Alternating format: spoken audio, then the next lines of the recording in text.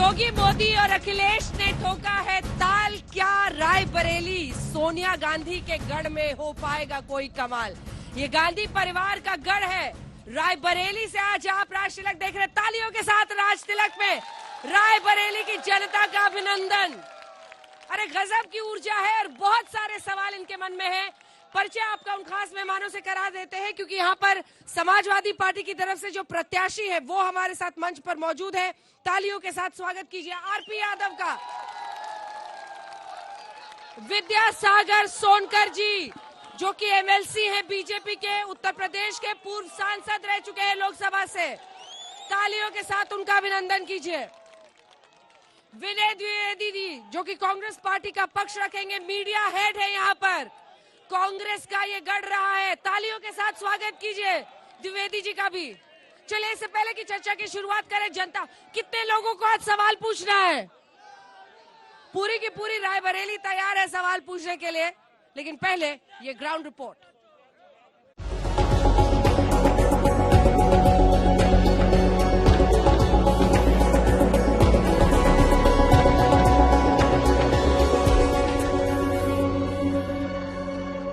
रायबरेली के पहले सांसद थे फिरोज गांधी और उसके बाद से रायबरेली सीट उत्तर प्रदेश में कांग्रेस पार्टी का गढ़ बन गई। तभी पिछली बार की 6 विधानसभा सीटों में 4 पर भारतीय जनता पार्टी की जीत हुई, 2 पर कांग्रेस पार्टी की और 1 पर समाजवादी पार्टी की। अब ये एम्स और विकास की राह में आगे बढ़ना क्या रायबरेली को बीजेपी की तरफ ले जाएगा या फिर सोनिया और कांग्रेस का गढ़ ये बना रहेगा या फिर अखिलेश मार पाएंगे सेंध?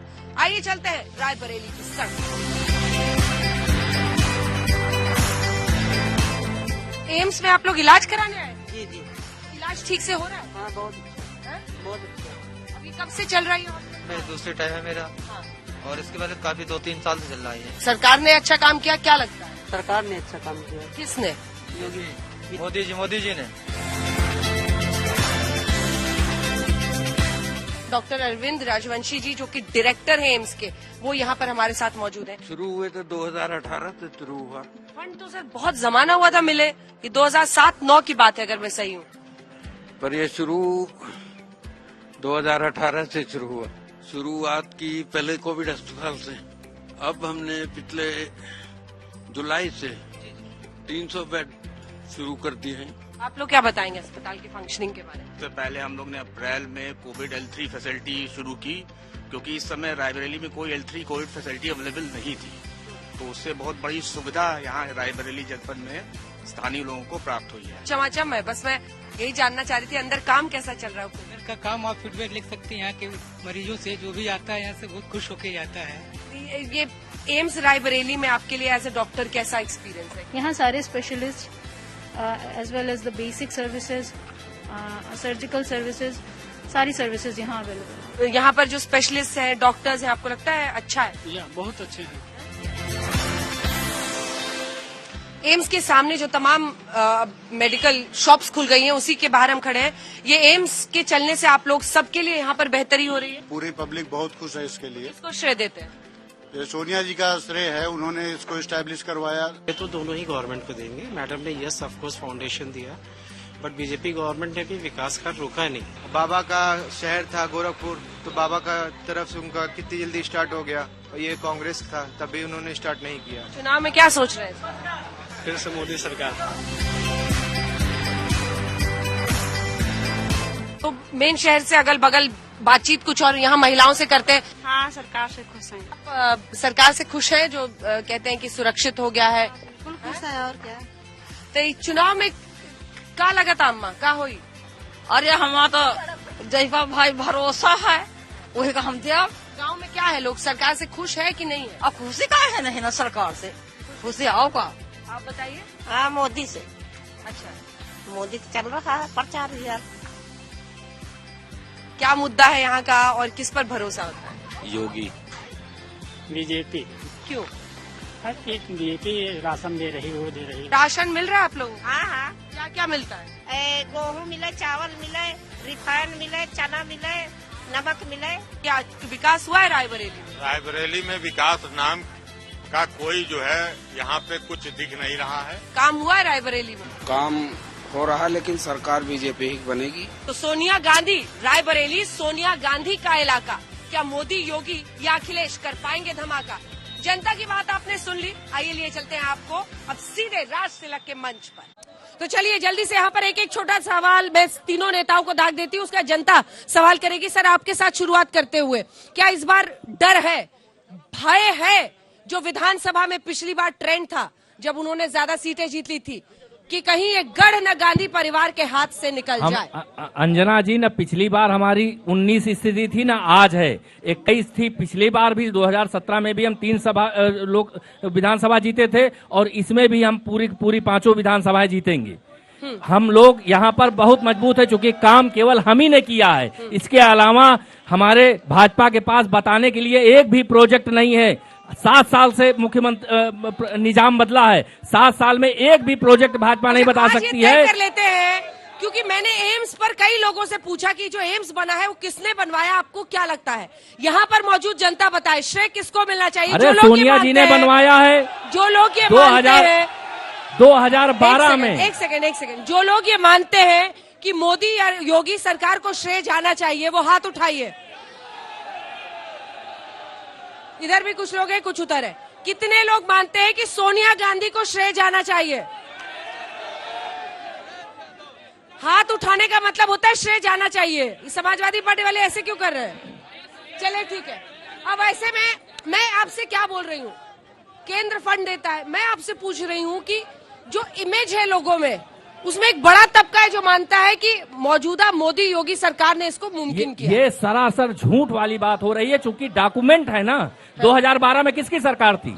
किसने उसका शिलान्यास किया था? किसने उसको बजट आवंटित किया था? 2014 में उसका 280 करोड़ रुपया का भवन वहाँ बन चुका था। कह रहे हैं कि पहले से उन्होंने काम शुरू किया था, लेकिन अस्पताल भाई ये तो डॉक्यूमेंट है ना। मैं खुद वहाँ पर गई थी, अस्पताल तो नहीं बना हुआ था ना। तो अस्पताल क्या लगा हुआ था? एक छोटी सी वहाँ पे बिल्डिंग थी, ताला लगा हुआ था। नहीं, बिल्कुल सरासर गलत आप बोल रही हैं। 2014 में 280 करोड़ रुपए का काम हो चुका था और तब से लेकर आज तो और भी मजाक है, क्योंकि मेरी ग्राउंड रिपोर्ट है जो आज तक पर चली है।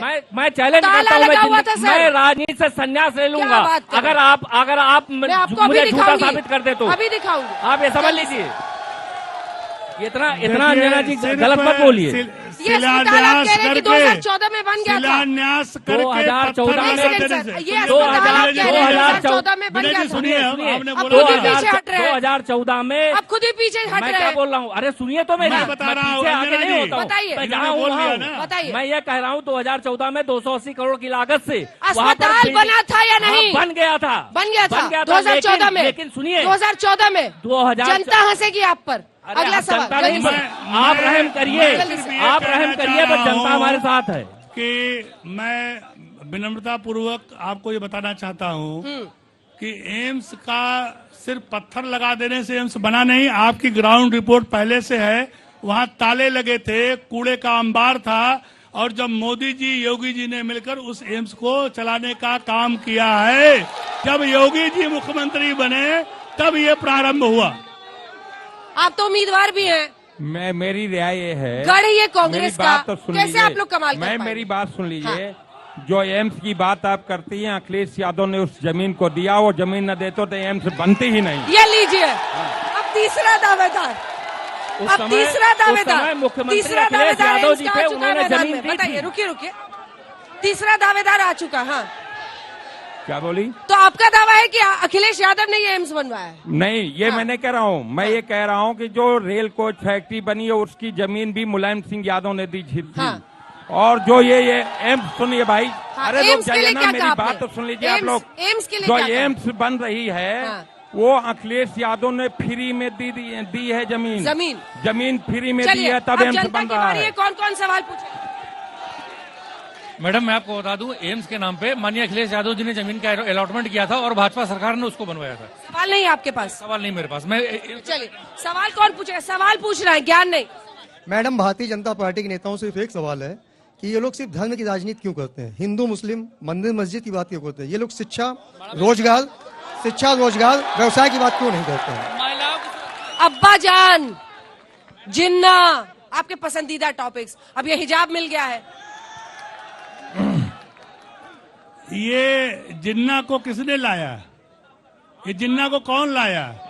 जिस व्यक्ति ने इस देश को बंटवारा किया धर्म के नाम पर, वैसे व्यक्ति का नाम लेकर के मैं समझता हूँ गुनाह है, पाप है। जिस व्यक्ति ने इस भारत माँ के 2 टुकड़े करवाए, धर्म के नाम पर करवाए, और ये जिन्ना के जो समर्थक हैं, जो जिन्नावादी हैं, ये बोलते हैं कि जिन्ना कुछ और सवाल लेते हैं, कुछ और। मैडम, मैं सरकारी कर्मचारियों की तरफ से पूछना चाहता हूं, सपा ने और बसपा ने पुरानी पेंशन की बात की है, लेकिन अभी तक हमारी राष्ट्रीय पार्टी कांग्रेस और भाजपा की तरफ से इस पे कोई भी उनका क्या विचार है? ओल्ड पेंशन, पुरानी पेंशन, हमारा पुराना पेंशन एक ऐसा मुद्दा है जिस पर तमाम लोग बोल रहे थे। इस पर आप लोगों का स्टैंड तो ये भाजपा के समय खत्म की गई थी। शहर में गई सबसे ज्यादा पुराना पेंशन। ये भाजपा के समय अटल बिहारी वाजपेयी प्रधानमंत्री थे जब पूरा पेंशन खत्म की गई थी। लेकिन रायबरेली में आप आई हैं, यहाँ के विकास और यहाँ की समस्याओं पर बात की जाए। जिन्ना और का जिन्न जो है, यहाँ से आप बाहर कर दीजिए। पुराना पेंशन पे फिर नहीं बोले आप। जिन्ना और ये फिर आप जिन्ना पे आ गए। मैं पुराना पेंशन कह रही हूँ, आप जिन्ना कह रहे हैं। नहीं, मैं कह रहा हूँ कांग्रेस को भी आजकल उल्टा ही सुनाई दे रहा है। 2004 में अटल बिहारी वाजपेयी जी ने 2002 में खत्म किया था पुरानी पेंशन। मैम, भाजपा सवाल ये है कि लोग केवल धर्म राजनीति करते हैं। ये तो सवाल अभी हो गया, उस पर कोई जवाब है नहीं उनके पास। ये इन लोगों का फेवरेट टॉपिक। हम लोगों ने भाजपा को नहीं, हम लोग कभी धर्म की नहीं करते हम लोगों ने 370 हटाने के लिए नहीं, हम लोग कर्म की राजनीति करते हैं। मैं देश में राम मंदिर बनाने के लिए किए थे। सुनिए एक बार, राम का मंदिर भी बनेगा, व्यक्तिगत राष्ट्रीय एजेंडे। हमने मोदी योगी बनेगा, डीजल, ये भारतीय जनता पार्टी रहेगी तभी बनेगा। हमने डीजल और पेट्रोल के लिए नहीं चुना था। आराम से आराम बोल रहे हैं ना। 700 किसान मर गए, 700 ऊपर। इन्होंने क्या किया उसके लिए? किसानों भुगतान 5 साल पहले क्यों नहीं? किसानों को लेकर उनका सवाल है। मैं आपके पास आ रही हूँ। देखिए, एक ऐसा सवाल है जो ये कहता है धर्म को लेकर, तो दूसरा है जो कहता है कि हमने 370 हटाने के लिए इनको, इस पर आपसे जवाब लेती हूँ, हमने इनको 370 हटाने के लिए ही सत्ता में लाया था। मैं कहना चाहता हूँ, किसान की बात आप कर रही हैं, मैं बीजेपी से पूछना चाहता हूँ, हिंदुस्तान के प्रधानमंत्री से। उन्होंने कहा था कि किसानों की 2 गुना आय कर दूंगा। जो 18 रुपया 20 रुपया तक अभी तक गेहूं धान खरीदा नहीं गया है। खाद का रेट 2 गुना बढ़ा दिया गया है। हमारे नेताजी ने कहा है कि किसानों को मैं 2 बोरी डीएपी दूंगा और 5 बोरी यूरिया देने का काम हर सीजन में करूंगा। मैडम, मैं सत्ता पद से ये पूछना चाहता हूँ कि ये डिसइन्वेस्टमेंट के नाम पे सरकारी उपक्रमों को जो बेचा जा रहा है, ये कौड़ियों के भाव, तो आगे बच्चे कैसे सरकारी नौकरी करेंगे? कांग्रेस और सपा का प्रत्याशी हत्यारा है। आदित्य सिंह के हत्या में अभी 2 महीने पहले जेल से छूट के आया। ऐसे एक प्रत्याशी और कांग्रेस को प्रत्याशी नहीं मिला। दोनों से मैं पूछना चाहता हूँ। मैडम, इतना बड़ा कोरोना काल आया, मैं कांग्रेस से पूछना चाहता हूं, कांग्रेस अपना गढ़ कहती है, तब कांग्रेस पार्टी कहां थी रायबरेली जनता के लिए? क्यों नहीं है कोरोना काल में? 3-4 सवाल हैं, एक एक करके पूछती हूँ। कोरोना काल की बात बता दूं। कोरोना काल में कहाँ गायब थे? वो पूछ रहे क्यों नहीं गांधी परिवार से कोई ऐसा आया है कि हमारी सांसद ने ऑक्सीजन वेंटिलेटर, ऑक्सीजन सिलेंडर, यहाँ तक की सोनिया जी आई थी क्या रायबरेली? जी, रायबरेली में सब भिजवाया गया। आई नहीं थी ना, वही पूछ रहे थे वो। अरे वो कहाँ से? उस समय तो कोविड प्रोटोकॉल लगा था, उस समय कहाँ से आ जाएंगे? बोल रहे आपराधिक छवि के लोगों को आपने मेरी टिकट बात दिया। सुन लीजिए मैडम, आपराधिक छवि किसी पुलिस के कहने से नहीं होगा। वो एक्सीडेंट था, मुझे 1 महीना बाद जेल में भेजा गया। और सुन लो मेरी बात मैडम, मेरी बात सुन लीजिए। आप ये बोलिए जेल से लौटे हैं नहीं? मेरे बेल आर्डर में सुन लीजिए, मेरे बेल आर्डर में लिखा कि 161 के बयान में लाया गया। मेरा किसी तरह का कोई हाथ नहीं है। मुझे 1 महीना बाद 161 के बयान में लाया गया। वो एक्सीडेंट है, 11 चोट है, 16 लोग बंद हैं और ये राजनीतिक तरीके से लाया गया है। आपसे वो सवाल पूछा जा रहा है, वो एक शब्द पर जो आपका पीछा पूरे यूपी में नहीं छोड़ रहा, बेरोजगारी। रोजगार को लेकर युवा सवाल पूछ रहे हैं, उस पर आपका जवाब। 10,000 बेरोजगारों ने आत्महत्या हमारी की सरकार है। पूरी तरह से नौजवानों को रोजगार देने के लिए किस संकल्प है कर रही है। अभी जितनी भर्ती हुई है ईमानदारी के साथ हुई है। और मैं प्रमाण के साथ कह रहा हूँ, रायबरेली का रहने वाला अनुज कुमार मौर्य, उसकी पत्नी की नियुक्ति हुई है और वो कहा 125 रुपए में 125 रुपए में उसकी पत्नी की नौकरी लगी है, जो ऑनलाइन उसने फार्म भरा है। मैं आपके इस जिम्मेदार चैनल पर राय ने बयान दिया सदन में 10,000 बेरोजगारों ने आत्महत्या की है। मैम यहाँ पर मौजूद मैं बीजेपी कार्यकर्ता हूँ, बीजेपी से और कांग्रेस से, और पूछना चाहता हूँ कि जब पैरा मिलिट्री फोर्सेस के जवान हमारे पुरानी पेंशन नहीं पा सकते हैं, ये पुलिस के सिपाही पुरानी पेंशन नहीं पा सकते हैं, तो एमपी एमएलए किस तरीके से 3-3, 4-4 पुरानी पेंशन लेते हैं? क्या जवाब दीजिए इस पर। सबसे अच्छी बात क्या है कि इस पर दोनों मुस्कुराने लगते हैं, खाली मुस्कुराते हैं, कोई जवाब नहीं होता इनके पास। मुस्कुराना छोड़िए, जवाब दीजिए। नहीं, 1 रैंक 1 पेंशन की हमारी घोषणा हमारे नेता ने किया है। हमारी सरकार सत्ता में आएगी तो वो देगी। हेलो जी, आप इनसे पूछना चाहते हैं, जिन्ना पे इन्होंने क्वेश्चन किया है, तो भैया ऐसा है, अखिलेश यादव जी अगर हमारे पटेल जी से तुलना करेंगे तो पटेल जी ने 562 रियासतों को मिलाकर एक अखंड भारत बनाया है। हम उनकी तुलना किसी से नहीं कर सकते, किसी से नहीं कर सकते उनकी तुलना। सुन लीजिए मैडम, समाजवादी पार्टी नहीं, परिवारवादी पार्टी है। इधर चीनी मिल बेच के हम कुछ जगह दिया, अपने घर की नहीं जमीन दिया। सुनो मैम, अरे मेरी बात सुन लीजिए। कोई सरदार वल्लभ भाई पटेल की बात या जिन्ना की बात नहीं थी। उन्होंने सारे महापुरुषों का नाम लिया था, तो उसमें जिन्ना का भी नाम आया, तो कोई व्यक्तिगत नाम नहीं था। और सरदार पटेल का भी नाम लिए थे, गांधी जी का भी नाम लिए थे, जिन्ना का भी नाम लिए थे।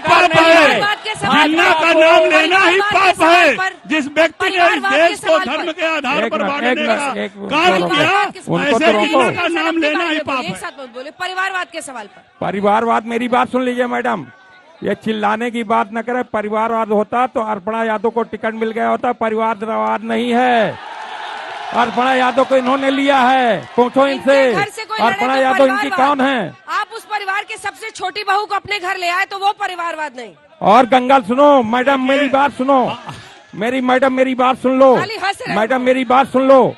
अरे मैडम मेरी बात सुन लो, मैडम मेरी बात सुनो। मैं भारतीय जनता पार्टी से ये पूछना चाहता हूँ कि इसमें ब्राह्मणों का बहुत उत्पीड़न हुआ है। मेरी बात सुनो, सरकार में बहुत ज्यादा परेशान किया गया। मैडम जी मेरी बात सुन लो। बहुत उत्पीड़न किया गया। क्या हुआ है? अरे उनके साथ देखिए नहीं, वहाँ पे अपील एरिया मैनेजर को मार दिया गया था लखनऊ में। विवेक तिवारी हत्याकांड हुआ, उसके बाद कबीर तिवारी हत्याकांड हुआ, गोरखपुर में अंकुश शुक्ला की हत्या हुई।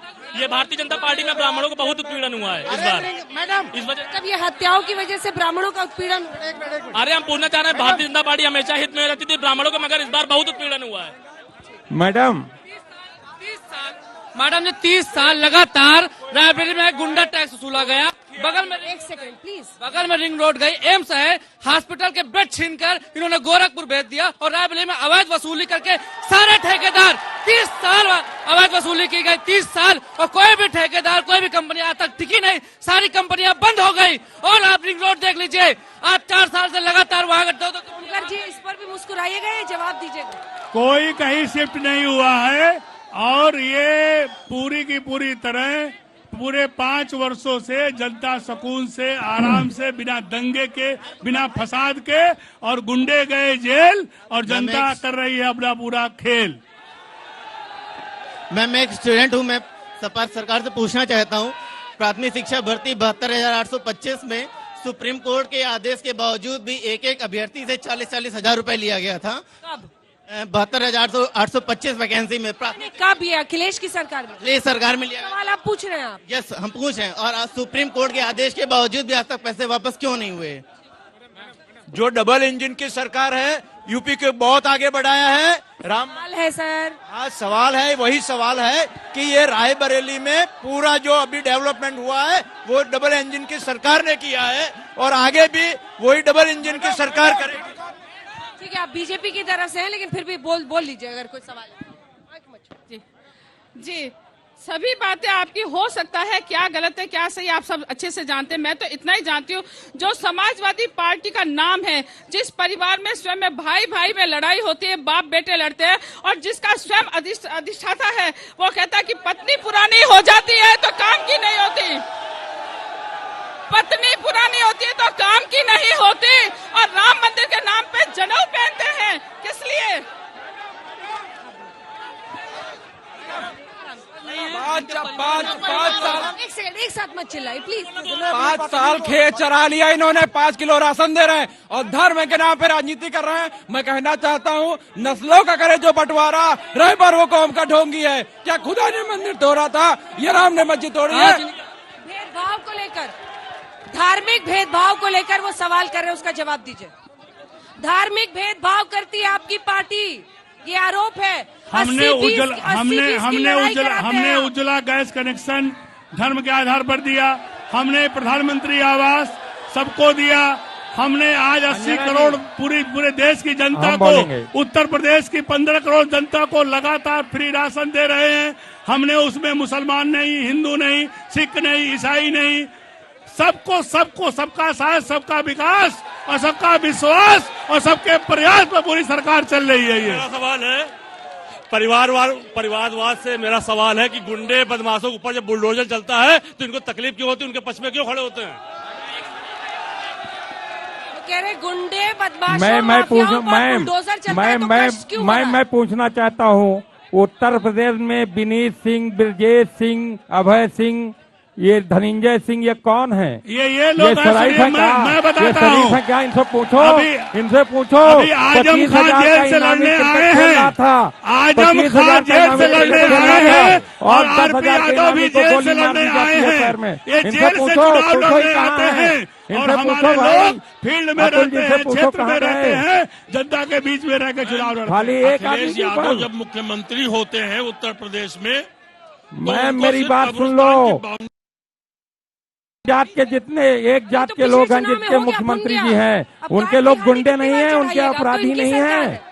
आप ये बताइए, समाजवाद की बात करते हैं आप, समाजवाद की आप चुनाव लड़ने आए हैं, आप बताइए, आप जमानत पर छूट के आए, आप रायबरेली का विकास करेंगे आप? अरे ये बताओ, हाँ बता रहे हैं। मैम किसी सुनो, अरे रुक जाओ भाई, जवाब सुनिए, एक मिनट रुक जाइए। पुलिस वाले के कहने से कोई अपराधी नहीं बन जाता है। मैंने आपको बता दिया कि साजिशन मुझे 1 महीना बाद जेल भेजा गया। मेरे बेल ऑर्डर में लिखा कि 161 के बयान में लाया गया, जो आदमी उसमें गवाह है 3 बार बयान बदले हैं और मैं पुलिस से भागा नहीं हूँ। अरे भाई जेल से लौटे कि नहीं? मैं यादव जात का था, इसलिए मुझे बंद कर दिया गया। मैं भी कहीं सामान्य जात का होता तो मुझे बंद न किया जाता। आप रायबरेली आई हैं, यहाँ के विकास की बात करिए, ये नहीं तो इसकी आड़ में बच निकलेंगे। 8 साल से इनकी सरकार है, इन्होंने एम्स के हमारे बिस्तर छीन लिए, 900 बेड का था उसको 600 बेड कर दिया। आज तक इन्होंने हॉस्पिटल नहीं चालू किया। यहाँ रिंग रोडों में यहाँ पर 5 नेशनल हाईवे, 3 नेशनल हाईवे में काम नहीं चालू हुआ। मैं बता रहा हूँ, तरह के चीजों में बच निकलेंगे। रायबरेली के साथ सौतेला व्यवहार किया। मैं सिर्फ ये बताना चाहता हूँ, उत्तर प्रदेश में लोकसभा की 60 सीटें हैं, जिसमें 1 सीट कांग्रेस के पास रायबरेली है और पिछली बार इनके 2 विधायक जीते थे, जिन्होंने, जैसे अर्पणा यादव आ गई ना, वैसे वो अदिति सिंह वो लोग भी आ गए यहाँ, क्योंकि उनको पता है कि अगर सुरक्षित रहना है, अगर महफूज रहना है, अगर इस प्रदेश को दंगे से बचाना है, इस प्रदेश को आगे बढ़ाना है, इस प्रदेश को समृद्धि की तरफ बढ़ाना है, उत्तर प्रदेश को उत्तम प्रदेश बनाना है, तो भारतीय जनता पार्टी की योगी जी की सरकार लाना है। जिस दिन हम लोग सरकार में आएंगे उस दिन पूरी भाजपा हमारे यहाँ आ जाएगी। इनको तो रायबरेली में प्रत्याशी भी नहीं मिल रहे, जिनको भारतीय जनता पार्टी ने टिकट नहीं दिया, बाहर कर दिया, उनको ये प्रत्याशी बना रहे हैं और ये बात करते हैं रायबरेली के गढ़ में इनका कोई गढ़ नहीं है। पूरी तरीके से कांग्रेस रायबरेली में नष्ट नाबूद हो चुकी है। अरे जो कोई पैरासूट प्रत्याशी उतार रहा वो इस तरह की बात कर रहे हैं। हम ऊंचाहार में कौन सा प्रत्याशी यहाँ का पैदा हुआ है? यहाँ के जन्म है अमरपाल जी यही कुंडा के रहने वाले हैं। अमरपाल जी कुंडा के रहने वाले हैं, प्रदेश के महामंत्री हैं। अमरपाल जी कुंडा के रहने वाले हैं, प्रदेश के महामंत्री हैं, किसान का बेटा है और भारतीय जनता पार्टी का कार्यकर्ता है। वो चुनाव लड़ रहा है, कोई आया नहीं आया है। जो है कोई बचने का नहीं, सबका पता जानती है, कोई बचने का नहीं, सबका पता जानती है, किस तरफ आग लगाना है हवा जानती है। तो इस समय जो रायबरेली का कोई विकास नहीं हुआ है, आज तक नहीं हुआ। तो चलिए, रायबरेली की जनता का बहुत बहुत धन्यवाद, तालियों के साथ आप सभी का अभिनंदन। तीखे तीखे सवाल आपने पूछे, नेताओं ने जवाब दिए। आज राष्ट्र तिलक में इतना ही। कल हमारा कारवां पहुंचेगा नवाबों के शहर लखनऊ, जानेंगे लखनऊ का मिजाज। राष्ट्र तिलक में रात 8 बजे। देश दुनिया की बाकी खबरों के लिए आप देखते रहिए आज तक।